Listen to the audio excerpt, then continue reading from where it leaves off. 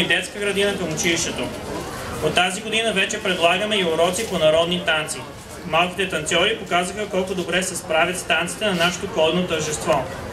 Училището е лицензирано към Министерството на образованието, младежта и науката на Република България, което дава възможност в края на учебната година да се дават удостоверения за завършен клас и степен, които се признават в България.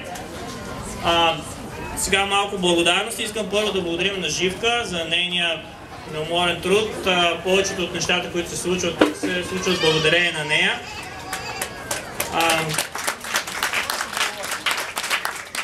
Също така искам да благодарим на останалите учители, на Станка Огнянова, която с много любов се грижи за младшоганите в подготвителната група, на Диана Иванова, която с голяма всеотдайност показва магията на народните танци на децата и която за тях просто е нашата Диди. Също и на Вили, която помага в момента като доброволец в училището. Освен това искам да благодарим на Ана Бакърджиева за помощта ѝ през миналата година с счетоводството и данъчните декларации. Благодарим на всички останали, които по някакъв начин са допринесли за развитието на нашето училище. Искам също така да благодарим на Република България, чрез нейния представител, тук, генералния консул господин Марин Димитров, за финансовата помощ, която се оказва на училището, въпреки световната криза. Както беше обявено предварително, тази поляна е резервирана до 4 часа. Виждате къде са люлките, виждате къде е навеса. Краси не съм го видял още, предполагам, че го е тук всеки момент.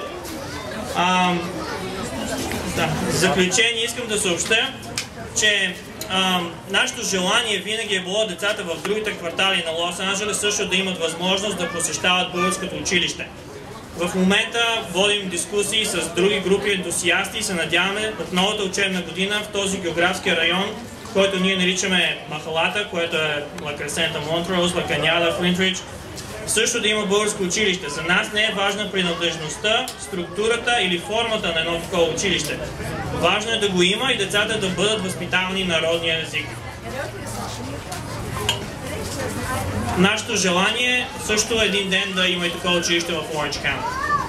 И още веднъж благодаря ви, че ни уважихте и че сте тук днес да продължим.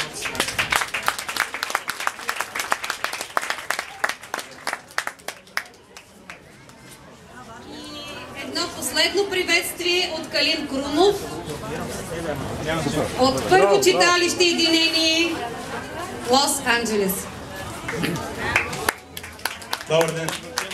Честита Марта на всички и искам да използвам случая да поздравя и останалите махали, не само махалата, с настъпващия 3 марта. Сега, две думи за махалата. Махалата не е мястото, а хората на място. Това искам да ви е ясно. Първо, тук станаха много махали. Крайморска, Приморска, Оранжева, Планинска и така нататък. Всички сме една махала, като стане въпрос за веселие като днешното. Искам да благодаря на училището за това, което правят. И ние ще ги подкрепим във всяко едно начинание. И тази година, поръчението, което трябва да свършим всъщност, е да имаме група в Ла Кресента с ученици към това училище. Има желание и за такова в Оранж Каунти и ние ще координираме това с настоятелството на това училище и с Живка.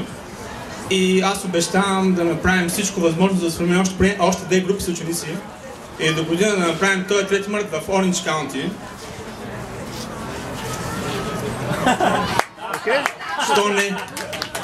Що не? Ще караме 1 час. Те сега идват не само Оранж Каунти, долна махала, оранжевата махала. Те ще дойдат и ще видите за какво става въпрос. Това е, това искам да ви кажа. Ние сме тук, ние сме с вас, ние сме част от едно нещо и славея! Обичам те си! Чист празник! Чиста Марта!